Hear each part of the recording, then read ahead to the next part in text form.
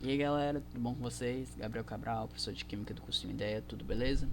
Bom gente, essa vai ser a nossa primeira aula de ácido e base, uma aula dividida em dois, vai ser um assunto dividido em duas aulas, então fica ligado também nos próximos vídeos, então vamos dar início para isso. Bom, eu queria trazer aqui alguns conceitos iniciais antes, que vão ajudar a gente a entender melhor esse assunto. Bom, o primeiro deles vai ionização. Ionização é um processo onde uma substância molecular se dissolve em água e forma íons, ou seja, o HCl é um composto molecular, porém quando eu coloco ele em água, ele origina íons. Um composto molecular, por exemplo, é o açúcar, mas quando eu coloco açúcar em água, ele não gera íons. Então, ionização vai ocorrer quando esse composto gerar esses íons, certo? Por exemplo, H3O+, e o Cl-, ok? Outra definição é dissociação iônica.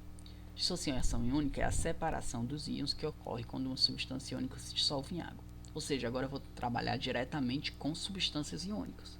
Por exemplo, o NaCl. Eu sei que o NaCl é formado pelo Na+, e Cl-. Quando eu coloco ele em água, ele sofre dissociação, ou seja, ele se separa, fica o Na+, e Cl-. Ok? Bem simples as duas definições, né? Então vamos dar início. Bom, agora falando de teorias de ácido e base. Existem três teorias de ácido e base mais aceitas e estudadas, que são as teorias de Arrhenius, Bronsted-Lord e Lewis.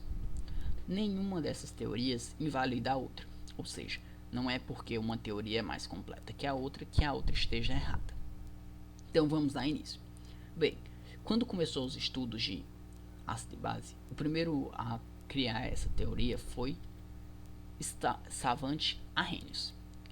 Ele viu que algumas substâncias possuíam características ácidas e básicas, diferentes maneiras de possuíam essas características. Ele conseguiu definir então que ácidos eram os compostos que se ionizavam, produzindo como íon positivo o H3O+. Então aqui para Arrhenius, o HCl, que é um composto molecular, em água ele se ioniza, ele forma o íon H3O+, e por isso ele é considerado um ácido para esse carinha. E as bases eram os compostos que iam sofrer dissociação iônica, ou seja, eram compostos iônicos já, que sofriam dissociação e liberavam um ânion OH-, a hidroxila. Ou seja, por exemplo, o hidróxido de alumínio em água virar L3+, e 3OH-. Esse OH- aqui caracterizava o AlOH3 como uma base para Arrhenius, ok? Lembrando que essas reações tinham que ocorrer em água, como está aqui, H2O. Bom, porém, alguns estudos de Arrhenius foi percebido que havia algumas limitações para a teoria dele. Na teoria de Arrhenius, para você ter um ácido e uma base, a reação tinha que ocorrer em água, obrigatoriamente, para poder acontecer a dissociação ou a ionização. Também foi visto que os ácidos de Arrhenius tinham que ter hidrogênio na sua estrutura para poder liberar o íon H3O+.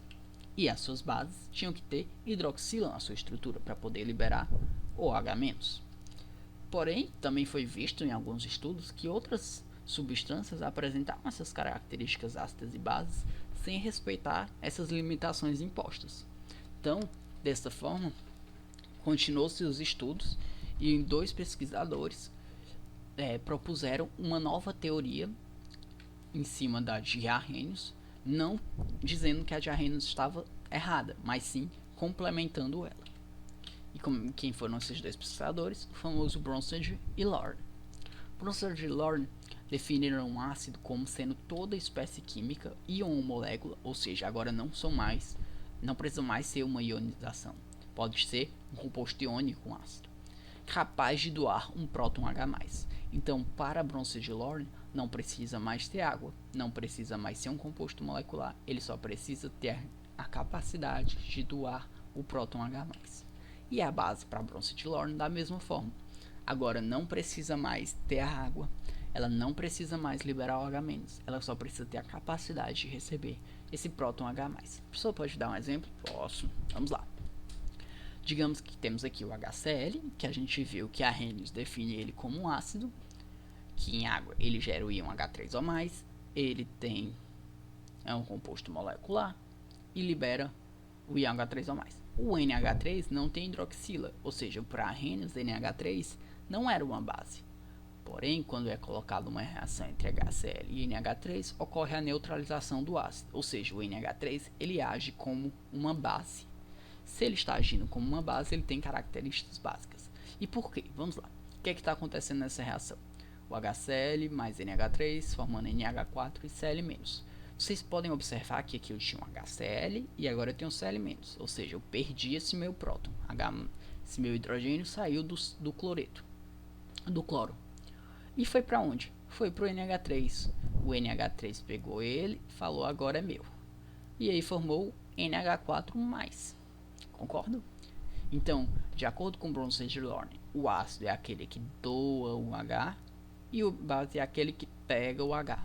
Então, para Bronsted e Lorne, o HCl é ácido, assim como era para Arrhenius, mas agora o NH3 também é uma base. Eles também perceberam que, como acontecia essa reação, eles formavam ácidos e bases conjugadas. Como assim? Essa base aqui formava um ácido. NH4 agora ele tinha a capacidade de doar esse próton, de doar esse H+. Então ele chamou isso de ácido base conjugada, base e ácido conjugado. E também eles perceberam que quanto mais forte era o ácido ou a base, mais fraca era o seu ácido ou sua base conjugada. E vice-versa, se era fraco, aqui era forte, se aqui é forte, aqui é fraco. Certo? Então, quanto mais forte for o ácido, mais fraca será a sua base conjugada. Quanto mais forte for a base, mais fraca será a sua base conjugada e vice-versa para os dois.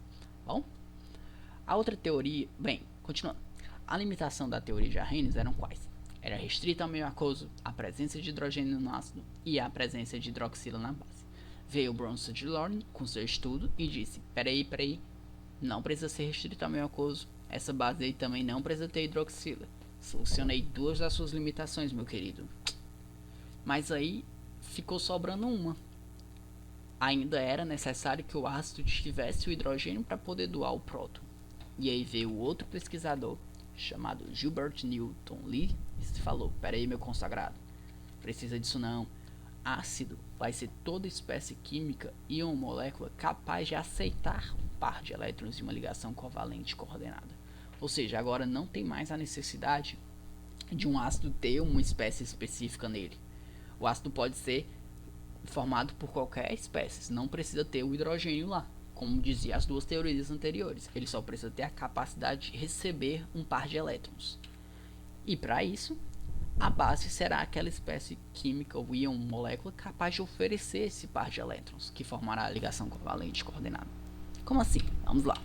Bem, pegando aqui a nossa última base utilizada, que Bronsted e Lorne viu que era uma base, o NH3. Quando a gente analisa o NH3, nós temos o nitrogênio fazendo 3 ligações com hidrogênio e um par de elétrons livre.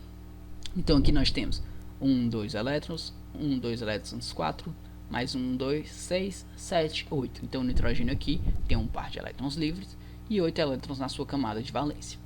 Agora, se a gente analisar o BF3, a gente vê que os flúors têm 1, 2, 3, 4, 5, 6, 7, 8 elétrons de camada de valência, porém o boro ele só apresenta 6. 1, 2, 3, 4, 5, 6. Se ele tem 6 e a regra do octeto diz que ele tem que ter 8, quer dizer que está um espaçozinho sobrando ali. Não tem um espaçozinho sobrando? Esse espaço sobrando, o NH3 vê ele fala assim, ei meu consagrado, chega aí. Foi lá e pum. E aí forma o composto de coordenação. Agora o boro tem 1, 2, 3, 4. Então tem 1, 2, 3, 4, 5, 6, 7, 8. O nitrogênio também, 1, 2, 3, 4, 5, 6, 7, 8. Neutralizou e formou um composto de coordenação. Ou seja, um ácido agora ele só precisa receber o par de elétrons e a base conseguir doar esse par de elétrons. Então vamos lá. Arrhenius viu que um ácido é um composto molecular que se ioniza em água e forma o íon H3 ou mais. A base é o composto que se dissocia em água e forma o ânion OH-. Veio Bronsted e Lorne e falou, perfeito meu jovem, mas temos mais coisa nisso, hein? Um ácido é só aquele capaz de doar o próton. Não precisa desse negócio de água. E a base, ela só precisa receber o próton. Ela não precisa ter uma hidroxila. Então, capiche? Aí veio o Lewis e falou: está certíssimo. Porém, ainda há alguns outros compostos. Na verdade, o ácido ele não precisa ter o próton. Ele só precisa receber o par de elétrons. E a base, ela só precisa poder doar esse par de elétrons. Ou seja, quando a gente vê aqui nesse diagrama, o que é que ele está dizendo? Ele está me dizendo que tudo que tem arrênios, todos os ácidos e as bases que tem definidas por arrênios, também são bases de ácido de Bronsted-Lawrence, também são ácidos e bases de Lewis. Mas nem todas de Lewis vão ser de Bronsted-Lawrence, vão ser de arrênios. Deu para entender? Perfeito. Vamos lá. Agora vamos para classificações dos ácidos. Ou seja, a gente já sabe definir um ácido e uma base. Agora vamos poder classificar cada um deles. A primeira classificação vai ser quanto à presença de oxigênio na molécula de um ácido. Se ele tiver oxigênio, ele vai ser considerado um oxiácido, como por exemplo o ácido sulfúrico ou HClO2. Se ele não apresentar, vai ser considerado um hidrácido, por exemplo HCl ou HCN. Quanto ao número de elementos na molécula, a nossa segunda definição. Então vamos lá, a primeira definição é só quanto à presença de oxigênio. Então os ácidos que tiverem oxigênio são considerados oxiácidos, os que não, hidrácidos. E quanto ao número de elementos na molécula, ou seja, quantos elementos tem, 1, 2, 3, eles vão ser binários quando tiverem 2 elementos, como HCl, H2S, vão ser ternários quando tiverem 3, como HClO4 ou HClO3, vejam que não é o número de átomos na molécula, é o número de elementos, 1, 2, 3, 1, 2, 3. E quaternário quando tiver 4, como o HOCN, certo? A outra definição que nós temos é quanto ao número de hidrogênios ionizáveis, ou seja, quantos hidrogênios um ácido pode liberar de acordo com a definição de Arrhenius. O HCl ele só tem a capacidade de liberar um próton H+. O ácido sulfúrico ele tem a capacidade de liberar 2. O H3PO4 tem a capacidade de liberar 3H+, ou seja, o ácido clorídrico é um monoácido, ele só coloca um hidrogênio. O ácido sulfúrico ele é um diácido, ele coloca 2 hidrogênios. O H3PO4 é um triácido, ele coloca 3 hidrogênios, certo? Então vamos lá, uma observaçãozinha. Todos os hidrácidos vão ter os seus hidrogênios ionizáveis, ou seja, foi um caracterizado como um hidrácido, eu sei que todos os hidrogênios que tiver naquela molécula vão poder ser ionizados. Já os oxiácidos vão ser somente os hidrogênios ligados aos átomos de oxigênio. Como é que eu vou saber? Bem, a maioria deles só temos 2 exceções, que são o PO3H3 e o PO2H3. Quando a gente faz a molécula, quando a gente desenha essa molécula, a gente vê o quê? Que um dos hidrogênios aqui não está ligado a um oxigênio. Então esse hidrogênio aqui ele não é ionizável, apenas esses dois. Então de 3 hidrogênios ele só tem 2 ionizáveis. E esse aqui, a gente vê que de 3 hidrogênios ele tem apenas 1 ionizável. Esses 2 hidrogênios aqui não têm essa capacidade, ok? Vamos dar continuidade. Também podemos classificar um ácido quanto à força dele. A força de um ácido vai ser medida pelo grau de ionização, o alfa. Quanto mais fácil o H ser ionizável, mais forte vai ser o ácido. Ou seja, se a gente coloca o HCl lá, ele vai formar um H3O+, eu pego a quantidade de H3O+, que ele formou, divido pela quantidade de HCl que eu coloquei, multiplico para 100 para dar em porcentagem. Se formar mais de 50%, ele vai ser um ácido forte.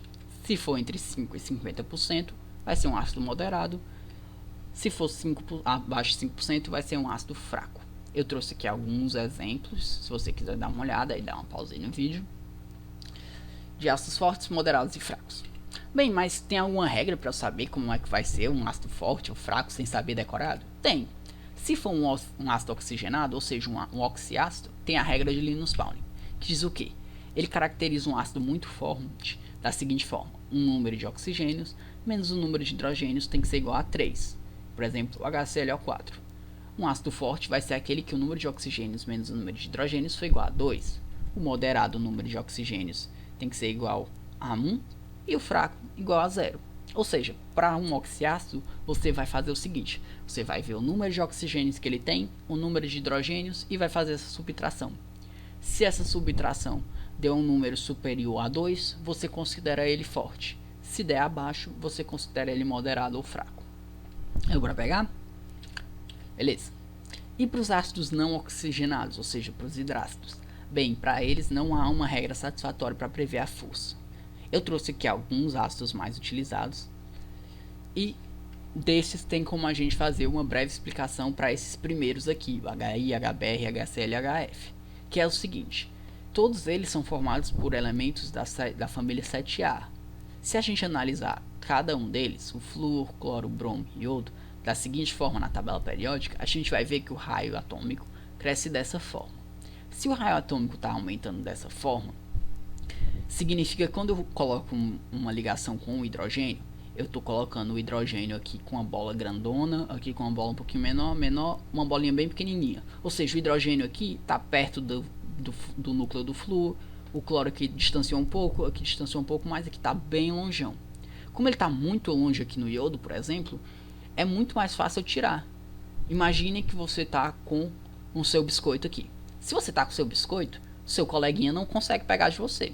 Agora, se você deixar o seu biscoito na bolsa e sai, é mais fácil de alguém ir lá e pegar ele. Ou seja, o hidrogênio se torna mais ionizável. Isso torna ele um ácido mais forte, certo? Aqui, uma exceção à regra de Linus-Pauling é o seguinte: é o ácido carbânico. O ácido carbônico é o famoso H2CO3. Ele é um ácido muito fraco, em vez de ser só um ácido fraco, como é lá tratado, porque eles têm a capacidade de se decompor muito fácil em CO2 e água. O ácido carbônico é aquele formado quando a gente fica soprando na água, forma um pouquinho, mas ele já vira CO2 e água, ele dissolve CO2 na água, certo? Bom, por fim, a nomenclatura dos ácidos. Quando for um hidrácido, é muito simples. É um ácido mais o nome do elemento ligado ao hidrogênio mais hídrico. Então, por exemplo, HCl é o ácido cloro hídrico, ácido clorídrico. Agora, quando for um oxiácido, a gente vai precisar lembrar da nossa primeira aula de inox. Se você não lembra, dá uma conferida lá e vamos lá. Bem, a gente viu lá que o hidrogênio normalmente tem NOx mais 1, oxigênio menos 2 e o nosso ácido vai ter um NOx variável. O NOx do nosso ácido vai definir como é que é dado o nome dele. Se o NOx dele for mais 1 ou mais 2, o nome do nosso ácido vai ser hipo, o nome do elemento, oso. Então, hipo, vou usar o exemplo com cloro, hipocloroso, se o NOx for mais 1 ou mais 2. Se o NOx for mais 3 ou mais 4, vai ser ácido cloroso. Se o NOx for mais 5 ou mais 6, ácido clórico. Se o NOx for mais 7, ácido perclórico. Então, para a gente dar um nome do ácido, de um oxiácido, a gente precisa analisar o NOx que ele vai possuir. Se possui mais 1 ou mais 2, bota o prefixo hipo, sufixo oso. Se for mais 3 ou mais 4, só o sufixo oso, mais 5 ou mais 6, sufixo ico, mais 7, prefixo per, mais ico. Então, por exemplo, o HClO, ele tem um NOx o quê? Mais 1 com menos 2, mais 1. Então, mais um ácido hipocloroso. O HClO3, ele tem um NOx mais 5, isso é mais 5, ácido clórico. Certo? Bom, gente, foi isso a nossa primeira aula. Muito obrigado pela atenção. Espero que vocês tenham ótimos estudos. Não esqueçam de exercitar. Aqui é só para conduzir vocês, mas é vocês que fazem aí os estudos de vocês. Então, façam questões, tirem dúvidas. Comentem aí o que vocês acharam da aula. Se querem melhorar, curte, compartilha, aperta o sininho. E não percam a próxima aula para a gente dar continuidade no assunto. Valeu!